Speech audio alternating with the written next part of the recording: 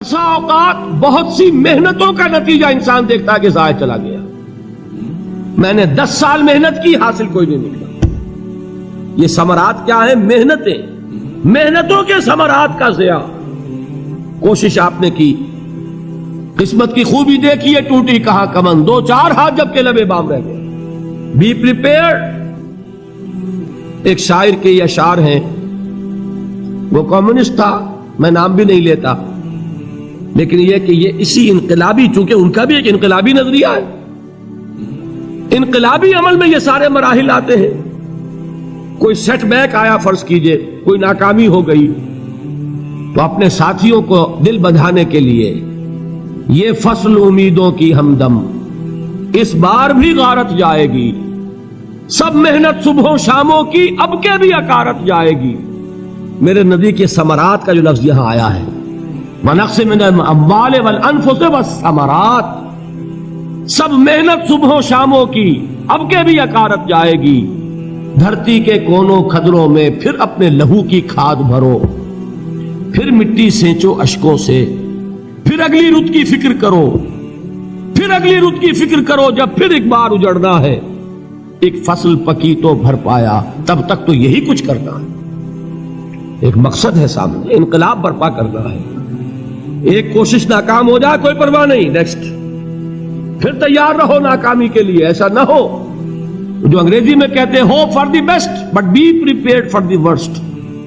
ایسا نہ ہو کہ دوسری مرتبہ ناکام ہو کے بددل ہو جاؤ، تمہاری ہمتیں جواب دے جائیں. نہیں، پہلے سے تیار رہو کہ دوسری مرتبہ بھی ناکامی آئے تو آئے، لیکن جب تک کہ کامیابی حاصل نہیں ہوتی ہمیں یہ کام کیے چلے جائیں.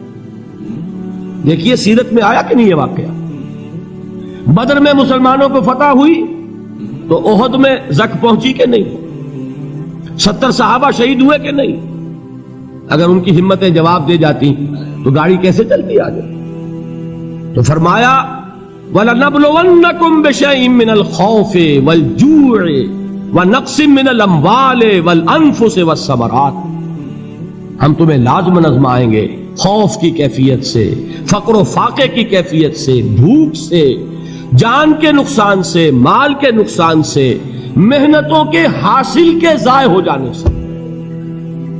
وَبَشِّرِ الصَّابِرِينَ، اور اے نبی بشارت دیجئے صبر کرنے والوں کو. الَّذِينَ إِذَا أَصَابَتْهُمْ مُصِيبَةٌ، وہ کہ جب ان پر کوئی تکلیف آئے، کوئی مصیبت آئے، کوئی آزمائش آئے، قالوا انا للہ وانا الیہ راجعون، وہ یہ کہیں کہ ہم اللہ ہی کے ہیں، اللہ ہی کی طرف لوٹ جانا ہے. یہ وہی انداز ہے جو میں نے فارسی کا شعر سنایا تھا آپ کو کہ سرے تسلیم خم ہے جو مزاج یار میں آئے. وہ ہمارا مولا ہے، ہمارا آقا ہے. اگر اسے یہی منظور ہے تو ہمیں بھی یہی منظور ہے. میں نے تسلیم و رضا کی بات کی تھی نا، آپ کو کچھ شعر سنائے تھے. ایک شعر اور سنیے، اور یہ کس کا ہے؟ محمد علی جوہر کا. ایک مرتبہ جیل گئے، ان کی ایک بیٹی جوان بیمار ہوئی، فوت ہو گئی. باہر چھوڑا انگریز نے، جاؤ بھائی دفن کر دو بیٹی کو.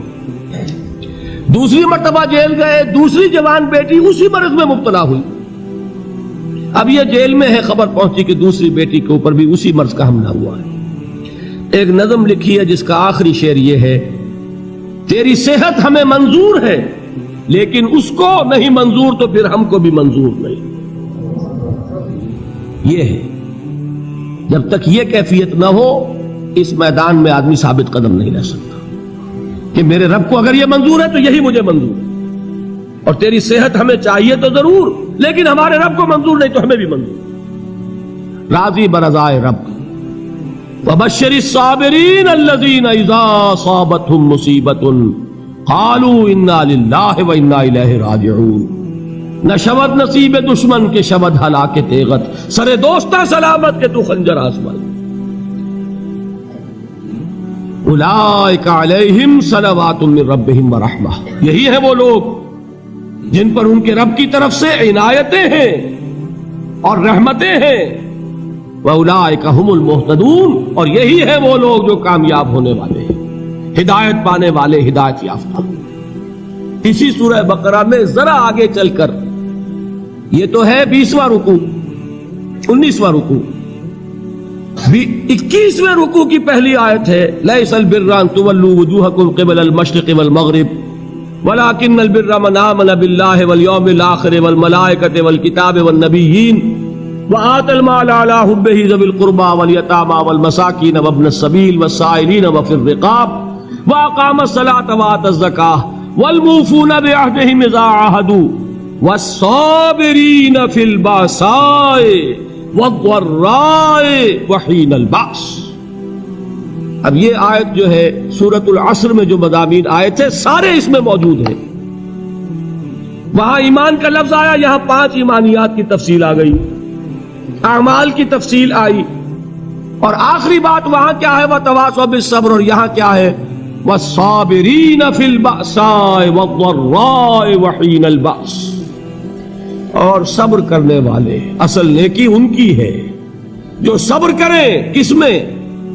جنگ کے وقت، ذرائے، بأسائے، بأسا کہتے ہیں فقر اور فاقہ، واحد آئے گا باس تو اس کے معنی جنگ، اور بأسا جمع میں آئے گا تو فاقہ، فقر، بھوک، اور ذرائے جسمانی تکلیف، ضرر، جسمانی تکلیفوں میں صبر کرنے والے، فقر اور فاقے میں صبر کرنے والے، اور جنگ کے وقت صبر کرنے والے، اولئک الذین صدقوا واولئک هم المتقون، یہ ہیں وہ لوگ جو صبر کرنے والے ہیں، یہ ہیں جو سچے ہیں، جو اپنے دعوے میں نیکی کے اور ایمان کے صادق ہیں، اور یہی وہ لوگ ہیں جو متقی۔ اگلی سورت ہے سورہ آل عمران، اس میں 2 لفظ آئے ہیں، آخری آیت یا ایھا الذین آمنوا اصبروا وصابروا ورابطوا واتقوا اللہ لعلکم تفلحون۔ دیکھیے یہاں صبر اور صابر، جو تعلق جہد اور جہاد کا ہے وہی ہے صبر اور مصابرت۔ صبر ایک طرفہ عمل ہے، آپ جھیل رہے ہیں، برداشت کر رہے ہیں، صبر علی المعصیہ، صبر علی الطاعہ، صبر علی الابتلاء، یہ سب کیا ہے؟ صبر۔ اور مصابرت کیا ہے؟ صبر کا صبر سے مقابلہ۔ یہ سورہ آل عمران، اب وقت نہیں ہے، میں آپ کو سناتا اللہ تعالیٰ نے کیسے کیسے مسلمانوں سے کہا، مسلمانوں تمہیں زک پہنچی ہے تو انہیں بھی تو پہنچی تھی، ان کے 70 نہیں مارے گئے تھے بدر میں، ان کے حوصلے جو ہیں وہ تو پست نہیں ہوئے، وہ اگلے سال آ گئے تم پر چڑھائی کر کے، تم کیوں اتنا برا مان رہے ہو؟ تمہارے دل اتنے زخمی کیوں ہو گئے؟ تمہیں تکلیف پہنچتی ہے تو انہیں بھی پہنچتی ہے۔ اپنی غیرت جو ہے ہمیں ذرا اس کا جائزہ لینا چاہیے۔ لوگ باطل نظریات کے لیے کتنی قربانیاں دے رہے ہیں، لوگ باطل چیزوں کے فروغ کے لیے کتنی محنتیں کر رہے ہیں، جیسا کہ میں نے ابھی کہا تھا اسی غیرت کو چیلنج کرنے کے لیے، ذرا آپ کی حمیت دینی کو جوش دلانے کے لیے۔ قادیانی نوجوان کتنی تعداد میں اپنے آپ کو دین کے لیے وقف کرتا ہے، اور آپ کتنے نوجوان ہیں جو اپنے آپ کو دین کے لیے وقف کرتے ہیں، اور ہوں وہ کھاتے پیتے گھرانوں کے لوگ۔ یہ نہیں ہے کہ اگر کوئی اور کام نہیں کر سکتا تو پھر یہ ہے کہ وہ دین کے کام میں لگ جائے۔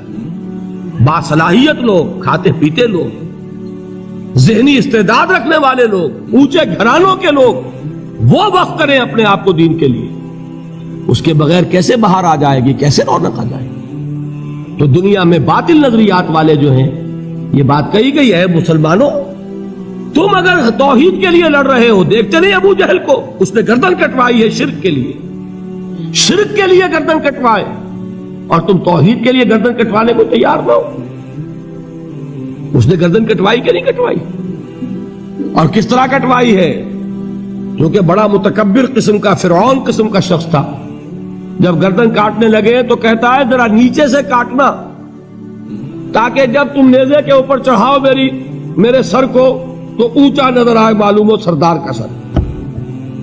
وہ بدبخت مرتے ہوئے بھی جو اس کی کیفیت تھی نا، اس کو ذہن میں رکھیے۔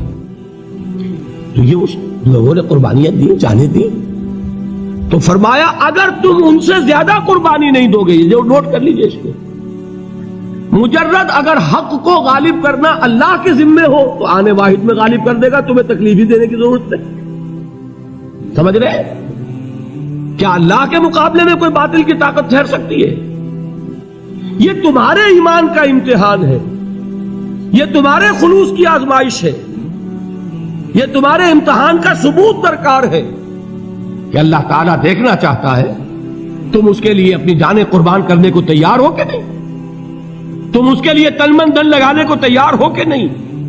اور یہ جان لو کہ اگر کفار اور مشرکین اور ملحدین اور باطل نظریات والے وہ جو کچھ قربانیاں اپنے باطل نظریات کے لیے دے رہے ہیں ان سے زیادہ اگر تم نہیں دو گے تو حق غالب نہیں ہوگا۔ انہوں نے جو صبر کیا ہے اپنے باطل نظریات پر، اگر تم اس سے زیادہ صبر کا ثبوت نہیں دو گے اپنے اس حق پر تو حق غالب نہیں ہوگا۔ اس لیے فرمایا یا ایھا الذین آمنوا اصبروا وصابروا، نہ صرف یہ کہ صبر کرو بلکہ صبر میں اپنے دشمنوں سے آگے نکلو، ان کے صبر سے بڑھ کر صبر کرو۔